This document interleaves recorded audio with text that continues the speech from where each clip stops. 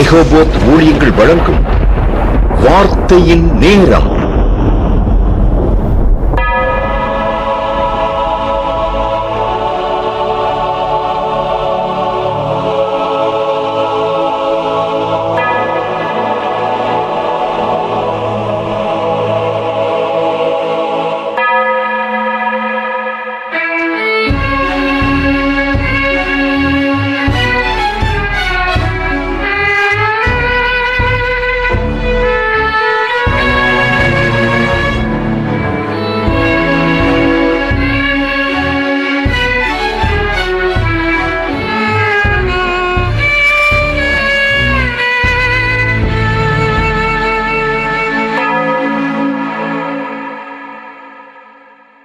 ஆராய்ந்து முடியாத பெரிய காரியங்களையும் எண்ணி முடியாத அதிசயங்களையும் செய்கின்ற சர்வ வல்லமையுள்ள தேவனுக்கே துதியும் கனமும் வல்லமையும் மாட்சிமையும் புகழும் என்றென்றைக்கும் உண்டாயிருப்பதாக. ஆமேன். இந்த நாளிலும் இந்த நேரத்திலும் இந்த வார்த்தை நேரம் நிகழ்ச்சியின் மூலமாக உங்களை சந்திப்பதிலே மிகுந்த மகிழ்ச்சி அடைகின்றேன். கர்த்தர் உங்களை ஆசீர்வதிப்பாராக. இந்த நாளிலும் தேவன் உங்களோடு கூட பேசுகின்ற வார்த்தை சூழ்நிலைகளை மாற்றும் தேவன். God who changes the situations. வாசிக்கலாம். ஆதியாகமம் 50ஆம் அதிகாரம் 20ஆம் வசனம். நீங்கள் எனக்கு தீமை செய்ய நினைத்தீர்கள், தேவனோ இப்பொழுது நடந்து வருகிறபடியே வெகு ஜனங்களை உயிரோடே காக்கும்படிக்கு அதை நன்மையாக முடிய பண்ணினார். இந்த இடத்துல பார்க்கும் பொழுது யோசேப்பு என்ற மனிதரை குறித்து கூறப்பட்டுள்ளது. ஆதியாகமம் 39ஆம் அதிகாரம் 2-3 வசனங்களிலே பார்க்கும் பொழுது, கர்த்தர் யோசேப்போடு இருந்தார், அவன் காரிய சித்தி உள்ளவனானான், கர்த்தர் அவனோடு இருக்கிறார் என்றும் அவன் செய்கிற யாவையும் கர்த்தர் வாய்க்க பண்ணுகிறார் என்றும் அவன் எஜமான் கண்டு என்று கூறப்பட்டுள்ளது. ஆம் பிரியமானவர்களே, இந்த இடத்துல யோசேப்பு அவருடைய தகப்பனாருக்கு மிகவும் பிரியமான ஒரு மகனாக இருந்தார். ஆனால் அவர் கண்ட சொப்பனத்து நிமித்தம் அவருடைய மூத்த சகோதரர்கள் அவரை பகைத்தார்கள். இது நிமித்தம் அவரை தூக்கி குழியில போடுறாங்க. அவருக்கு மிகவும் நெருக்கமான சூழ்நிலைகள் அவர் வாழ்க்கையில் ஏற்படுகின்றது. அவரை விற்று போடுகின்றார்கள். அடிமையாய் மற்றொரு நாட்டிற்கு அனுப்பப்படுகின்றார். அந்த சூழ்நிலையிலும் கூட கர்த்தர் யோசேப்போடு கூட இருந்தார், அவர் காரிய சித்தியுள்ளவனானார் என்று கூறப்பட்டுள்ளது. ஆம் பிரியமானவர்களே, இந்த நாளிலும் கூட நம்மோடும் கூட தேவன் இருக்கின்றார். அவர் நம்மோடு கூட இருக்கும் பொழுது எவ்விதமான நெருக்கமான சூழ்நிலைகள் நம்முடைய வாழ்க்கையில் வந்தாலும் கூட அவர் நமக்காக யுத்தம் பண்ணுகின்றவராய் இருக்கின்றார். நமக்குள்ளாக வாசம் செய்து நம்மை பலப்படுத்துகின்றவராய் இருக்கின்றார். யோசேப்பினுடைய வாழ்க்கையில பார்க்கும் பொழுது ஆதியாகமம் 39ஆம் அதிகாரம் 21ஆம் வசனத்துல, கர்த்தர் யோசேப்போடு இருந்து அவன் மேல் கிருபை வைத்து சிறைச்சாலை தலைவனுடைய தயவு கிடைக்கும்படி செய்தார் என்று கூறப்பட்டுள்ளது. முதல்ல பார்த்தோம், அவரை அடுத்த நாட்டிற்கு அடிமையாக விற்கப்பட்ட பொழுது அங்கு இருந்த சூழ்நிலையில அந்த அதிகாரியானவர் வீட்டில் இருக்கின்றார், போத்திபார் என்ற மனிதர் வீட்டில். அங்கு கர்த்தர் அவரோடு கூட இருந்தார், எல்லாவற்றையும் வாய்க்க செய்தார். அந்த அதிகாரிக்கு மிகவும் பிரியமுள்ளவராக இருந்தார். அவருக்கு அங்கு ஒரு நெருக்கமான சூழ்நிலை ஏற்படுகின்றது. இதன் நிமித்தம் சிறைச்சாலையிலே தள்ளப்படுகின்றார். அதைத்தான் இந்த ஆதியாகமம் 39ஆம் அதிகாரம் 21ஆம் வசனத்திலும் கூட அந்த சிறைச்சாலையிலும் கூட கர்த்தர் யோசேப்போடு இருந்தார். ஆதியாகமம் 39ஆம் அதிகாரம் 23ஆம் வசனத்துல, கர்த்தர் அவனோட இருந்தபடினாலும் அவன் எதை செய்தானோ அதை கர்த்தர் வாய்க்க பண்ணினார் என்று கூறப்பட்டுள்ளது. தேவன் யோசேப்போடு கூட இருந்து அவன் என்னென்ன காரியங்களை செய்தாலும், ஒருவேளை சிறைச்சாலையில இருந்தாலும் கூட கர்த்தர் அவன் செய்த காரியங்கள் எல்லாவற்றையும் அங்கும் வாய்க்க செய்தார். இறுதியாக அந்த நாட்டின் ராஜாவினிடத்திலே அவர் அந்த ராஜா கண்ட சொப்பனத்துக்கு பதில் சொன்னது நிமித்தம் அந்த ராஜாவுக்கு அடுத்த ஸ்தானத்தில் உயர்த்தப்படுகின்றார். ராஜாவே சாட்சி பகிர்கின்றார். பார்வோன் ராஜாவே ஆதியாகமம் 41ஆம் அதிகாரம் 38ஆம் வசனத்திலும் 40ஆம் வசனத்திலும் பார்க்கும் பொழுது, அப்பொழுது பார்வோன் தன் ஊழியக்காரரை நோக்கி, தேவ ஆவியை பெற்ற இந்த மனுஷனை போல வேறொருவன் உண்டோ என்றான். நீ என் அரண்மனைக்கு அதிகாரியா இருப்பாய், உன் வாக்கின்படி என் ஜனங்கள் எல்லாரும் அடங்கி நடக்க கடவர்கள், சிங்காசனத்தில் மாத்திரம் உன்னிலும் நான் பெரியவனாய் இருப்பேன் என்கின்றார். ஆம் பிரியமானவர்களே, பார்வோன் ராஜாவே சொல்கின்றார், விசேஷித்த ஆவியின் உன்னிடத்தில் இருக்கின்றது, அதோடு கூட என் அரண்மனையில எனக்கு அடுத்த ஸ்தானத்திலே நீ அதிகாரியா இருப்பாய், இந்த ஜனங்கள் எல்லாரையும் நீ ஆளுகை செய்வாய் என்று கூறுகின்றார். அப்படிப்பட்ட ஒரு உயர்ந்த ஸ்தானத்துல தேவன் கொண்டு போய் யோசேப்பை வைக்கின்றார். நம்முடைய வாழ்க்கையிலும் கூட தாழ்வான நெருக்கமான சூழ்நிலைகளிலே இந்த நாளிலும் கூட இந்த வார்த்தை நேரம் நிகழ்ச்சியை கேட்டுக்கொண்டிருந்தாலும் ஆண்டவர் யோசேப்பை உயர்த்தினார். கர்த்தர் யோசேப்போடு கூட இருந்தார். இந்த நாளிலும் கூட நம்மோடும் கூட இருப்பார், நம்மையும் உயர்த்துவார். சூழ்நிலைகளை மாற்றும் தேவன் 3 விதங்களில் நம் வாழ்வில் சூழ்நிலைகளை மாற்றும் தேவனாய் இருக்கின்றார் என்று பார்க்கலாம். முதலாவது, சூழ்நிலைகளை மாற்றும் தேவன் நம் வாழ்வில் போராட்டத்தை அமைதியாய் மாற்றும் தேவனாய் இருக்கின்றார். God who changes struggle into peace. ஆம் பிரியமானவர்களே, சூழ்நிலைகளை மாற்றும் தேவன் நம்முடைய வாழ்க்கையில கடுமையான போராட்டமான சூழ்நிலைகளிலே இந்த நாளிலும் கூட இந்த நேரத்திலும் கூட நீங்கள் இருந்து கொண்டிருக்கலாம். ஆனாலும் கூட இம்மட்டும் காத்த எபினேசராய் இருந்த தேவன் இனிமேலும் உங்களையும் காக்கின்றவராய் இருக்கின்றார். கிதியோன் என்ற மனிதரை குறித்து நியாயாதிபதிகள் புஸ்தகத்திலே பார்க்கும் பொழுது, நியாயாதிபதிகள் 6ஆம் அதிகாரம் 12-13 வசனங்களிலே பார்க்கும் பொழுது, கர்த்தருடைய தூதனானவர் அவனுக்கு தரிசனமாகி, பராக்கிரமசாலியே, கர்த்தர் உன்னோடு இருக்கிறார் என்றார். அப்பொழுது கிதியோன் அவரை நோக்கி, என் ஆண்டவனே, கர்த்தர் எங்களோடு இருந்தால் இவையெல்லாம் எங்களுக்கு நேரிடுவானேன்?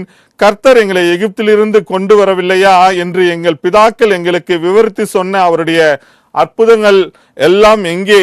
இப்பொழுது கர்த்தர் எங்களை கைவிட்டு மீதியானியர் கையில் எங்களை ஒப்பு கொடுத்தாரே என்றான். ஆம் பிரியமானவர்களே, இந்த இடத்துல பார்க்கும் பொழுது கிதியோன் சொல்கின்றார், கர்த்தருடைய தூதன் அவருக்கு பிரசன்னமாகி, பராக்கிரமசாலியை, கர்த்தர் உன்னோடு கூட இருக்கிறார் என்று நேரடியாக பேசுகின்றார்.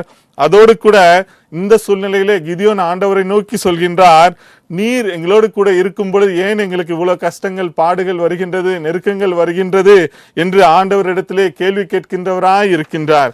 அந்த சூழ்நிலைகளிலே நியாயாதிபதிகள் 6ஆம் அதிகாரம் 14ஆம் வசனத்திலே பார்க்கும் பொழுது, அப்பொழுது கர்த்தர் அவனை நோக்கி பார்த்து, உனக்கு இருக்கிற இந்த பலத்தோட போ, நீ இஸ்ரவேலை மீதியானியரின் கைக்கு நீங்களாக்கி ரட்சிப்பாய், உன்னை அனுப்புகிறவர் நான் அல்லவா என்கின்றார்.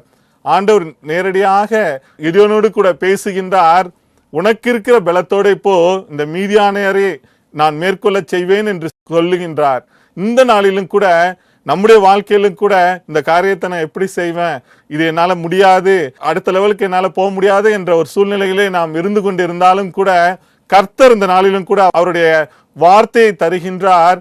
உனக்கு இருக்கின்ற பலத்தோட போ, உன்னோடு கூட இருந்து நான் செய்யும் காரியம் பயங்கரமா இருக்கும் என்று சொல்கின்றார். அதனால ஒருவேளை படிக்கின்ற பிள்ளைகளா இருக்கலாம், அடுத்த லெவல் கிளாஸ்ல நான் எப்படி போய் நான் ஃபேஸ் பண்ணுவேன், அந்த படிப்பெல்லாம் எப்படி படிப்பேன் என்று நாம் கவலையோடு கூட இருந்து கொண்டு இருக்கலாம். இந்த நாளிலும் கூட ஆண்டவர் உங்களோடு கூட சொல்கின்றார், உனக்கு இருக்கிற பலத்தோட போ, உன்னோடு கூட இருந்து உனக்கு விசேஷித்த ஞானத்தை தந்து நான் உன்னை நடத்துவேன் என்று கூறுகின்றார். அதுபோல வேலை ஸ்தலங்களிலும் அடுத்த லெவல் ஜாபுக்கு ப்ரமோஷன் ஆயிட்டேன், இதை எப்படி நான் அந்த வேலையெல்லாம் செய்வேன் என்ற கவலையோடு கூட இருக்கலாம். இல்லை என்றால் பிஸ்னஸ்ல நான் இவ்வளவு டார்கெட் ரீச் பண்ணணும்னு இருக்கேன், இவ்வளவு பெரிய டார்கெட்டை எப்படி நான் சந்திப்பேன் என்று நான் எப்படி இதை செய்வேன் என்று யோசித்துக் கொண்டிருக்கலாம். அப்படிப்பட்ட சூழ்நிலைகளிலே கர்த்தர் சொல்கின்றார், உங்களுக்கு இருக்கின்ற பலத்தோட நீங்கள் செல்லுங்கள், உங்களுக்கு வேண்டிய ஞானத்தையும் அறிவையும் விசேஷித்த விவேகத்தையும் நான் தந்து உங்களுக்காக யாவையும் செய்து முடிப்பேன் என்று கூறுகின்றார்.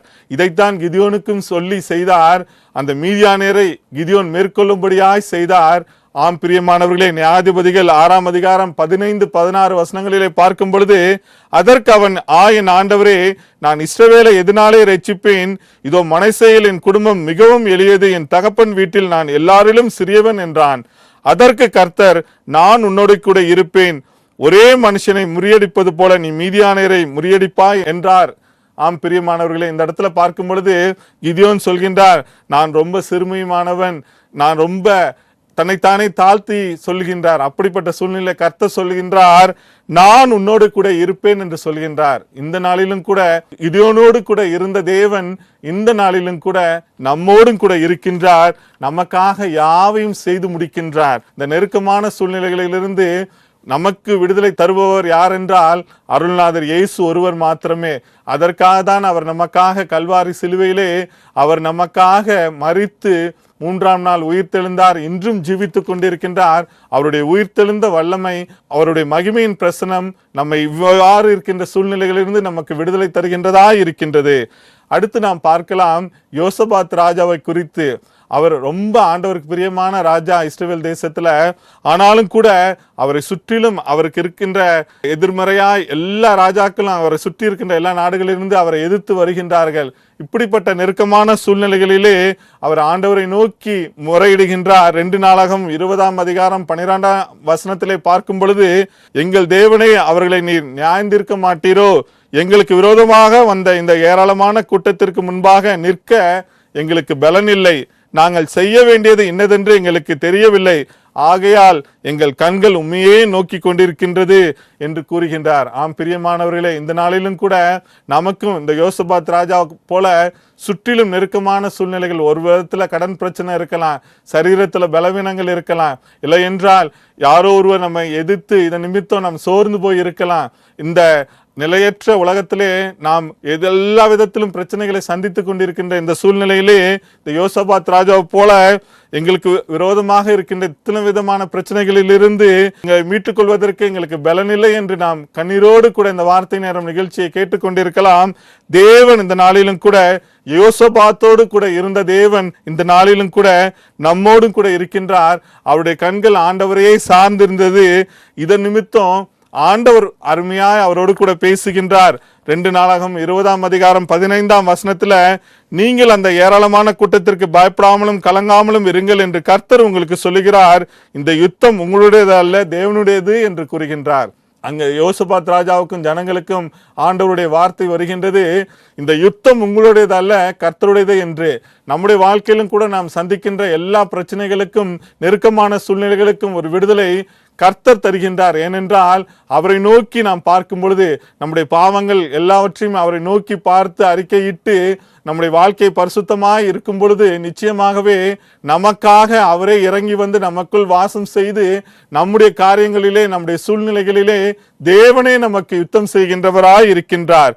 யோசபாத் ராஜா என்ன சொன்னார் என்றால், 2 நாளாகமம் 20:21 கர்த்தரை துதிங்க, அவர் கிருபை என்றும் உள்ளது என்று கர்த்தரை பாடவும் பாடகரை நிறுத்தினான் என்று கூறப்பட்டுள்ளது. இந்த இடத்துல யோசபாத் ராஜா செய்த ஒரே காரியம் என்னன்னா, அவருடைய நெருக்கமான சூழ்நிலைகளிலே கர்த்தரை துதிங்கள், அவர் கிருபை என்றும் உள்ளது என்று கர்த்தரை பாடுபடியான ஒரு திரள் கூட்டத்தை அந்த இராணுவங்களுக்கு முன்பாக அப்படி நிறுத்தும் பொழுது, அவர்கள் துதிக்கும் பொழுது அவர்களுக்கு எதிர்மறையாக அந்த வந்த கூட்டங்கள் எல்லாம் ஒருவருக்கொருவர் மோதி அவர்களே அழிந்து போனார்கள்.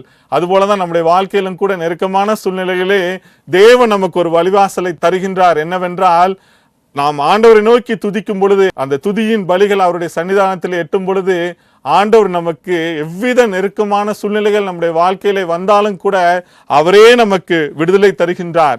2 நாளாகமம் 20:30 பார்க்கும் பொழுது, இவ்விதமாய் தேவன் சுற்றுப்புறத்தாரால் யுத்தமில்லாத இளைப்பாறுதலை அவனை கட்டளையிட்டதினால் யோசபாத்தின் ராஜ்யபாரம் அமெரிக்கையா இருந்தது என்று கூறப்பட்டுள்ளது. அவனுக்கு சுற்றிலும் எதிர்த்து வந்தார்கள். ஆனாலும் கூட கர்த்தர் அவனுக்காக யுத்தம் செய்தது நிமித்தம், அந்த ராஜாக்காக செய்த நிமித்தம் ஆண்டவர் சுற்றிலும் இளைப்பாறுதலை தந்தார். இந்த நாளிலும் கூட நாமும் நம்முடைய நெருக்கமான சூழ்நிலைகளிலே துதிபலிகளோடு கூட ஆண்டவரை நோக்கி பார்க்கும் பொழுது அவர் நமக்காக யுத்தம் செய்து நமக்கு சுற்றிலும் இளைப்பாறுதலை தருவார். நம்முடைய வீட்டிலும் கூட உன் அலங்கத்திற்குள்ளே சமாதானமும் உன் அரண்மனைக்குள்ளே சுகமும் இருப்பதாக என்ற வாக்குத்தத்தத்தின்படி அவரே நமக்கு ஒரு இளைப்பாறுதலை தருகின்றவராய் இருக்கின்றார். இயேசுவானவர் கூட அவருடைய ஊழியத்திலே பார்க்கும் பொழுது அவர் அயர்ந்த நித்திரையா இருக்கிறார். படகுல பாத்தீங்கன்னா படகு மூழ்கும்படியான சூழ்நிலை ஏற்படுகின்றது. மார்க் 4ஆம் அதிகாரம் 35 முதல் 41 வசனங்களிலே பார்க்கும் பொழுது, மார்க் 4:39 அவர் எழுந்து காற்றை அதட்டி கடலை பார்த்து, இறையாதே, அமைதலாயிரு என்றார். அப்பொழுது காற்று நின்று போய் மிகுந்த அமைதல் உண்டாயிற்று என்று கூறப்பட்டுள்ளது. இறையாதே, அமைதலாயிரு என்று சொன்னார். காற்றும் கடலும் அமைதலாயிற்று. இந்த நாளிலும் கூட நம்முடைய பிரச்சனைகளுக்காய் ஆண்டவரை நோக்கி பார்க்கும் பொழுது, இறையாதே, அமைதலாயிரு என்று ஆண்டவருடைய சத்தம் நம்முடைய பிரச்சனைகளிலே கேட்கும் பொழுது நம்முடைய சூழ்நிலைகள் மாறும், நமக்கு ஒரு சுற்றிலும் இளைப்பாறுதல் கிடைக்கும், ஒரு அமைதி உண்டாகும். ரோமர் 8:28 கூறப்பட்டுள்ளது, அன்றியும் அவருடைய தீர்மானத்தின்படி அழைக்கப்பட்டவர்களாய் தேவனிடத்தில் அன்பு கூறுவர்களுக்கு சகலமும் நன்மைக்கு ஏதுவாய் நடக்கும் என்று. அதனால நம்முடைய வாழ்க்கையில எந்த சூழ்நிலைகள் வந்தாலும் எல்லாம் நன்மைக்கென்று நாம் நினைத்து ஆண்டவரை துதித்து நாம் கடந்து செல்லும் பொழுது அவரே நம்முடைய சூழ்நிலைகளில் சிலுவையில் வெற்றி சிறந்த தேவன் நமக்கும் வெற்றியை தருகின்றவராய் இருக்கின்றார். இரண்டாவதாக நாம் பார்க்கலாம், சூழ்நிலைகளை மாற்றும் தேவன் நம் வாழ்வில் வியாதி படுக்கையை சுகமான வாழ்வை மாற்றும் தேவனாய் இருக்கின்றார்.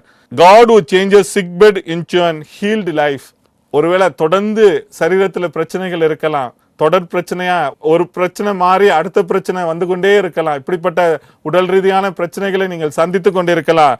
ஒருவேளை வாழ்வை மிரட்டும் வியாதிகள், லைஃப் த்ரெட்டனிங் இல்னஸ் என்று சொல்வார்கள், தொடர்ந்து நம்முடைய வாழ்க்கைக்கே ஒரு முடிவு வருகின்ற சூழ்நிலை போன்ற ஒரு வியாதிகள் நம்மை தாக்கும்படியான சூழ்நிலைகளை ஒருவேளை தாக்கி இருக்கலாம். இப்படிப்பட்ட சூழ்நிலைகளிலிருந்து நமக்கு விடுதலை தர வேண்டும் என்றால் இந்த நெருக்கமான சூழ்நிலைகளிலிருந்து தேவன் ஒருவரே சூழ்நிலைகளை மாற்றி நமக்கு இந்த வியாதியிலிருந்து விடுதலை தருகின்றவராய் இருக்கின்றார். சங்கீதம் 41:3 இவ்வாறு கூறுகின்றது, படுக்கையின் மேல் வியாதியாய் கிடக்கிற அவனை கர்த்தர் தாங்குவார், அவனுடைய வியாதியிலே அவன் படுக்கை முழுவதையும் மாற்றி போடுவீர் என்று கூறப்பட்டுள்ளது. படுக்கையின் மேல் வியாதியாய் கிடக்கிற அவனை கர்த்தர் தாங்குவார், கர்த்தர் பாதுகாப்பார், கர்த்தர் விடுதலை தருவார், அவனுடைய வியாதியிலே அவன் படுக்கை முழுவதையும் அவரே மாற்றி போடுகின்றவராய் இருக்கின்றார். இந்த இடத்துல பார்க்கும் பொழுது பெதஸ்தா குளத்துல 38 வருஷமா பாத்தீங்கன்னா அநேக வியாதியஸ்தர்கள் இருக்கின்றாங்க. அதுல ஒரு தூதன் வந்து கலக்குவார் அந்த குளத்தை. அந்த நேரத்துல யார் முன்னால போறாங்களோ அவங்களுக்கு சுகம் கிடைக்கும் என்று கூறப்பட்டிருந்தது. ஆனா அந்த 38 வருஷமா அந்த இடத்துல ஒருவர் காத்திருக்கின்றார் வியாதியோடு கூட.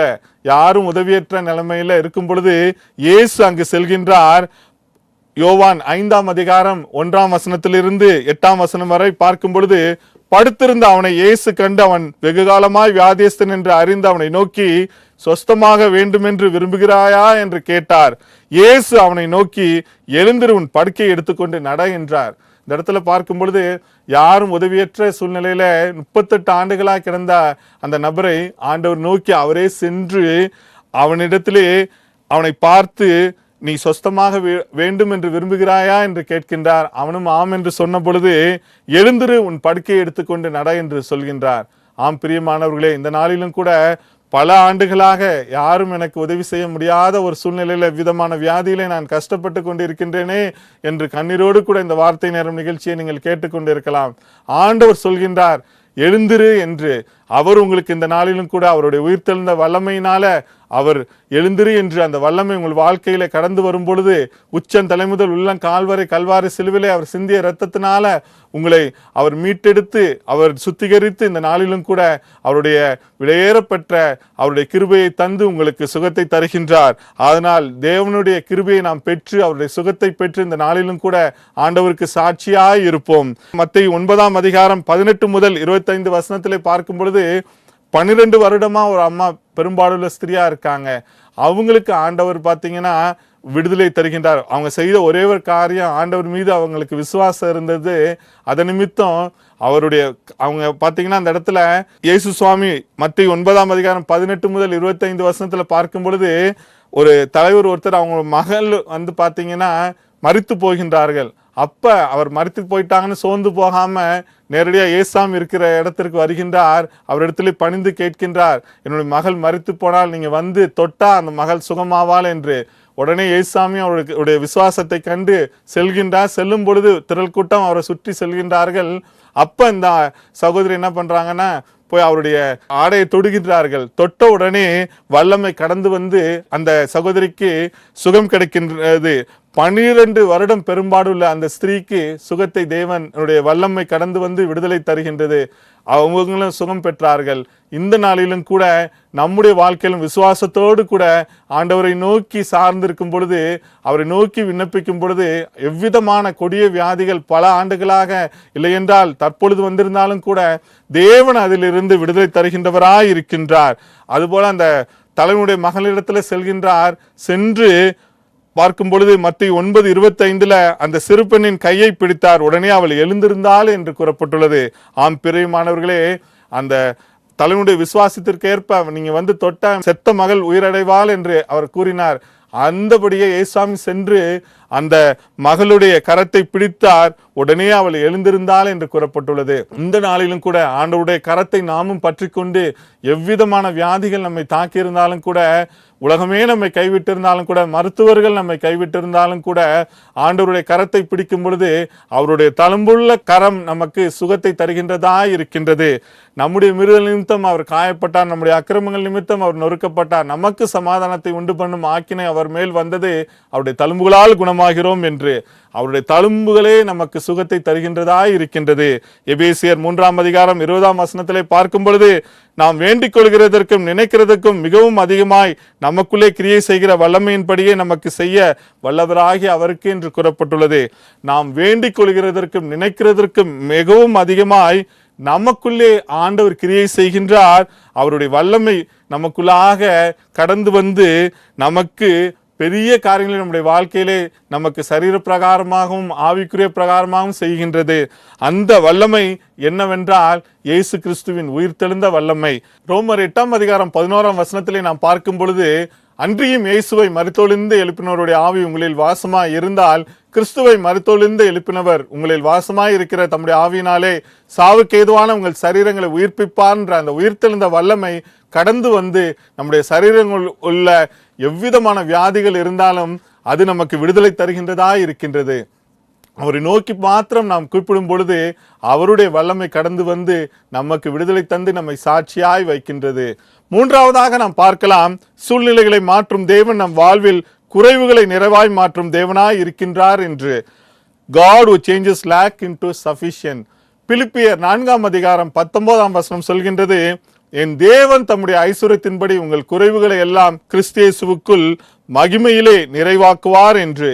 தேவன் தாமே அவருடைய கிருபையினால நம்முடைய குறைவுகளை எல்லாம் கிறிஸ்து இயேசுவுக்குள் நிறைவாக்குகின்றவராய் இருக்கின்றார். ஒருவேளை நம்முடைய வாழ்க்கையில எப்பொழுதுமே இல்லாமை என்ற ஒரு சூழ்நிலை இருக்கலாம், பொருளாதார கஷ்டம் இருக்கலாம், நாம் பணத்திற்காக பல விதங்களிலே கஷ்டப்பட்டு அது கிடைக்காமல், நம்முடைய வருமானம் இல்லாமல் நாம் சோர்வுற்று இருக்கின்ற சூழ்நிலையில இருந்து கொண்டிருக்கலாம். கடன் பிரச்சனையினால இந்த கடன் எப்படி எனக்கு தீரும், மேலும் மேலும் கடன் அதிகரித்து கொண்டே இருக்கின்றதே, இதனை தீர்ப்பதற்கு என்ன வழி என்று கவலையோடு கூட இந்த வார்த்தை நேரம் நிகழ்ச்சியை கேட்டுக்கொண்டிருக்கலாம். ஞானம் இல்லாமல் இருக்கிறது நிமித்தம் ஒருவேளை எந்த காரியத்திலும் ஒரு வெற்றிகரமாக செயல்பட முடியாத சூழ்நிலை இருக்கலாம். படிக்கின்ற பிள்ளைகள் ஒருவேளை ஞானம் இல்லாமல் இதன் நிமித்தம் மதிப்பெண்கள் குறைவாக பெற்று எதிர்காலம் எப்படி இருக்கும் என்ற கவலையோடு இருக்கலாம். இவ்விதமான எல்லா குறைவுகளையும் கிறிஸ்து இயேசு அவருடைய மகிமையிலே நமக்கு நிறைவாக்குகின்றவராய் இருக்கின்றார். அவருடைய கிருபையினால நமக்கு நிறைவாக்குகின்றவராய் இருக்கின்றார்.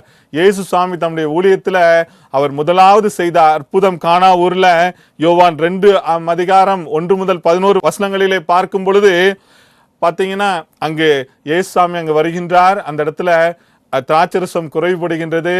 அப்பொழுது அங்கு இருக்கின்ற அவங்களுடைய தாய் சொல்கின்றார்கள், அவரிடத்துல இதை நிறைவு செய்ய வேண்டும் என்று. அப்பொழுது என்னுடைய வேலை வரவில்லை என்று சொல்கின்றார். ஆனாலும் கூட மனமிறங்கி எத்தனை கற்சாடிகள் இருக்கின்றது என்று கேட்கின்றார். 6 கற்சாடிகள் இருக்கின்றது என்று சொல்கின்றார்கள். உடனே அதனை நிரப்பும்படியாய் செய்கின்றார். முந்தின ரசத்தை காட்டிலும் அந்த பிந்தின திராட்சை ரசம் அவ்வளவு ருசியாக இருந்தது என்று அந்த பந்தி விசாரிப்புக்காரனே சாட்சி சொல்கின்றான். அந்த அற்புதத்தை செய்த அந்த குறைவை நிறைவாக்கி அந்த திருமணத்திலே ஒரு சிறப்பை செய்த தேவன் இந்த நாளிலும் கூட நம்முடைய வாழ்க்கையிலும் கூட எவ்விதமான குறைவுகள் இருந்தாலும் கூட அதனை நிறைவாக்கி அதனை ஆசீர்வதிக்கின்றவராய் இருக்கின்றார். சூழ்நிலைகளை மாற்றும் தேவன் நம் வாழ்வில் 3 விதங்களில் சூழ்நிலைகளை மாற்றும் தேவனாய் இருக்கின்றார் என்று பார்த்தோம். போராட்டத்தை அமைதியாய் மாற்றும் தேவனாய் இருக்கின்றார். வியாதி படுக்கையை சுகமான வாழ்வாய் மாற்றும் தேவனாய் இருக்கின்றார். இறுதியாக குறைவுகளை நிறைவாய் மாற்றும் தேவனாய் இருக்கின்றார் என்று பார்த்தோம். கடைசியாக ஆண்டவர் இந்த நாளிலும் கூட உங்களோடு கூட பேசுகின்றார். இயேசு அவர்களை பார்த்து, மனுஷரால் இது கூடாதான், தேவனாலே எல்லாம் கூடும் என்று. ஒருவேளை நம்முடைய சூழ்நிலைகளில், நம்முடைய நெருக்கங்களிலே நம்முடைய காரியங்கள் எப்படி ஜெயமாய் முடியும் என்ற கவலையோடு கூட நீங்கள் இந்த வார்த்தை நேரம் நிகழ்ச்சியை கேட்டுக்கொண்டிருக்கலாம். மனுஷரால் கூடாதான், ஆனால் தேவனால் கூடும். அவரை நோக்கி நாம் பார்த்து நம்முடைய கண்கள் அவரே நோக்கி இருக்கும் பொழுது சங்கீதம் 37:5 கூறப்பட்டது போல, உன் வழியை கர்த்தருக்கு ஒப்புவித்து அவர் மேல் நம்பிக்கையாயிரு, அவரே காரியத்தை வாய்க்க பண்ணுவார் என்று. நம்முடைய வழிகளை எல்லாம் அவரை நோக்கி பார்க்கும் பொழுது அவர் நமக்கு காரியங்களை கைகூடி வர பண்ணுகின்றார். எல்லாவற்றிலும் வெற்றி சிறக்க பண்ணி நம்ம இந்த உலகத்திற்கு ஒரு உப்பாகவும் ஒளியாகவும் சாட்சியாக வைக்கின்றார். அப்படிப்பட்ட தேவனை நாம் அவரை நோக்கி பார்த்து நம்முடைய பாவங்களை அறிக்கை செய்து அவருடைய பிள்ளைகளாய் நாம் இருக்கும் பொழுது அவர் நம்முடைய வாழ்க்கையிலே ஒரு பூரணத்தை தந்து எல்லாவற்றையும் நமக்கு நிறைவாய் தந்து நம்முடைய வாழ்க்கையை ஆசீர்வதிக்கின்றார். கர்த்தர் உங்களை ஆசீர்வதிப்பாராக. ஆமேன்.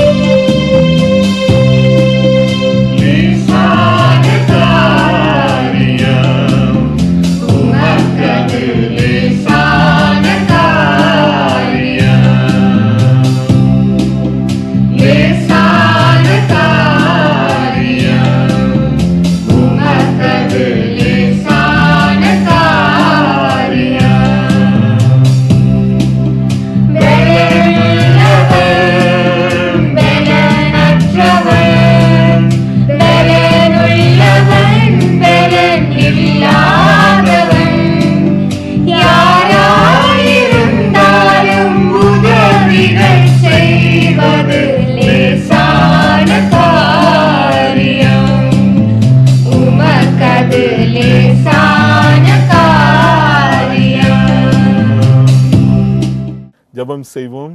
ஆராய்ந்து முடியாத பெரிய காரியங்களும் எண்ணி முடியாத அதிசயங்களும் செய்கின்ற சர்வ வல்லமையுள்ள எங்கள் அப்பா பிதாவே, இந்த நேரத்திலும் கூட இந்த வார்த்தை நேரம் நிகழ்ச்சியின் மூலமாக உம்மை நோக்கி பார்க்கின்றோம் சுவாமி. நீர் எங்களோடு கூட பேசினதற்காய் நன்றி. சூழ்நிலைகளை மாற்றும் தேவன். எங்கள் வாழ்க்கையிலே 3 விதங்களிலே எங்களுடைய சூழ்நிலைகளை நீர் மாற்றி எங்களை வழிநடத்துகின்றீர், எங்களை ஆசீர்வதிக்கின்றீர். அதற்காக நாங்கள் நன்றி செலுத்துகிறோம் அப்பா. எங்கள் வாழ்க்கையிலே எல்லா போராட்டமான சூழ்நிலைகளையும் நீக்கி அமைதியாய் நீர் மாற்றி தருகின்றேன். வியாதி படுக்கையிலிருந்து எங்களுக்கு விடுதலை தந்து எங்களுக்கு ஒரு சுகமான வாழ்க்கையை நீர் தருகின்றீர். அதோடு கூட எங்கள் வாழ்க்கையில் இருக்கின்ற எல்லா குறைவுகளையும் நீர் நிறைவாக்கி ஆசீர்வதிப்பதற்காய் நன்றி சுவாமி. இப்பொழுதும் கூட பிறந்த பிள்ளைகளுக்காய் ஜெபிக்கின்றேன் ஐயா. அவர்களுக்கு நல்ல சுகத்தை தாங்கப்பா. எல்லாவித இயற்கையிலிருந்து எந்த சேதமும் அவர்களை அணுகாதபடி நீர் பாதுகாத்துக் கொள்ள வேண்டும் என்று ஜெபிக்கின்றேன் அப்பா. தொடர்ந்து அவர்கள் ஞானத்திலும் அறிவிலும் தேவபக்திலும் மனுஷ தேவிலும் வளர்த்து தாங்கப்பா. இப்பொழுதும் பள்ளியிலே கல்லூரியிலே படிக்கின்ற பிள்ளைகளுக்காக விசேஷமாக ஜெபிக்கின்றேன் அப்பா. அடுத்த கிளாஸ் அடுத்த லெவலுக்காக அவர்கள் செல்லும் பொழுது அவர்களுக்கு வேண்டிய எல்லா ஞானத்தையும் தாங்க சுவாமி. எல்லா சூழ்நிலைகளையும் நீர் அவர்களுக்கு சாதமாக்கி தந்து அவர்கள் படிக்கின்ற பள்ளி ஸ்தலங்களிலே கல்லூரி ஸ்தலங்களிலே அவர்களை டாப்பராக சிறந்த நம்பர் 1 ஸ்டூடெண்ட்ஸாக நீர் வைக்க வேண்டும் என்று ஜெபிக்கின்றேன் ஐயா. தொடர்ந்து பள்ளியிலே பணியாற்றுகின்ற ஆசிரியர்களுக்காகவும் ஜெபிக்கின்றேன் சுவாமி. கல்வி பணியிலே உள்ளவர்களை நீர் ஆசீர்வதித்து விசேஷித்த ஞானத்தினால் நிரப்பி அவர்கள் மாணவர்களுக்கு ஆசீர்வாதமாக இருக்க கிருபை தாங்கப்பா. அதோடு கூட இப்பொழுதும் கூட வேலைக்காய் காத்திருக்கின்ற பிள்ளைகளுக்கு, நீண்ட நாட்களாய் காத்திருக்கின்ற பிள்ளைகளுக்கு வேலைக்கான வழிவாசல்களை திறந்தருள வேண்டும் என்று ஜெபிக்கின்றன ஐயா. குழந்தை பாக்கியம் இல்லாமல் நீண்ட நாட்களாய் இருக்கின்றவர்களுக்கு தேவன் ஒரு விசை இறங்கி உம்முடைய பரலோக திரவியத்தினால அவர்களை நிரப்பி வருகின்ற நாட்களிலே நல்ல செய்திகளை அவர்களுக்கு தந்து உமக்கு சாட்சியாய் அவர்களை எழுப்புவதற்காக நன்றி சுவாமி. இப்பொழுதும் கூட குடும்பங்களிலே இருக்கின்ற பிள்ளைகளுக்காய் ஜெபிக்கின்றேன் சுவாமி. விசேஷமாய் சமாதானம் இல்லாமல் இருக்கின்ற குடும்பங்களிலே உம்முடைய சமாதானத்தை தாங்க. நீங்க உம்முடைய வசனம் சொல்கின்றது, உன் அலங்கத்திற்குள்ளே சமாதானமும் உன் அரண்மனைக்குள்ளே சுகமும் இருப்பதாக என்ற வாக்கு தத்துவத்தின்படி குடும்பத்திலே சமாதானத்தையும் சந்தோஷத்தையும் தந்து சுகத்தையும் தந்து பாதுகாத்துக் கொள்ள வேண்டும் என்று ஜெபிக்கின்றன ஐயா. வேலை ஸ்தலங்களிலே போராட்டங்களை சந்தித்துக் கொண்டிருக்கின்ற பிள்ளைகளுக்கு அங்கு ஒரு சுற்றிலும் இளைப்பாறுதலான சூழ்நிலைகளை தாங்க சுவாமி. நீண்ட நாட்களாய் ப்ரொமோஷனுக்காக காத்திருக்கின்றவர்களுக்கு ப்ரொமோஷனை தந்து அவங்களுடைய அடுத்த லெவல்ல நீங்க அவங்களை ஆசீர்வதித்தரல வேண்டும் என்று ஜெபிக்கின்றன ஐயா. தொடர்ந்து பொருளாதார பிரச்சனைகள், பண கஷ்டத்தினால, கடன் பிரச்சனையினால இருக்கின்றவர்களுக்கு தேவன் ஒரு விசை இறங்கி அவர்கள் குறைவுகளை எல்லாம் கிறிஸ்து இயேசுவுக்குள் நிறைவாக்கி பொருளாதாரத்திற்கான வழிவாசல்களை நீர் தர வேண்டும் என்று ஜெபிக்கின்றன ஐயா.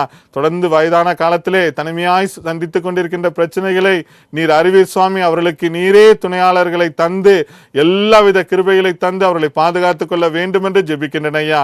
இப்பொழுதும் கூட இந்த வார்த்தை நேரம் நிகழ்ச்சியின் மூலமாக யார் யார் என்னென்ன காரியங்களுக்காக நோக்கி பார்க்கின்றார்களோ அவர்களுக்கு வேண்டிய ஆவிக்குரிய சரீர பொருளாதார தேவைகளை நீர் சந்தித்து காத்துக்கொள்ள வேண்டும் என்றும் எல்லா அந்தகார வல்லமைகளை மேற்கொண்டு சகல வாக்கு தத்தங்கள் சுதந்திரமாக்கி ஜெபங்களை கேட்கின்ற அற்புதங்களை செய்கின்ற இயேசுவின் நாமத்தினாலே ஜெபிக்கிறோம் ஜீவனுள்ள நல்ல பிதாவே. ஆமேன், ஆமேன்.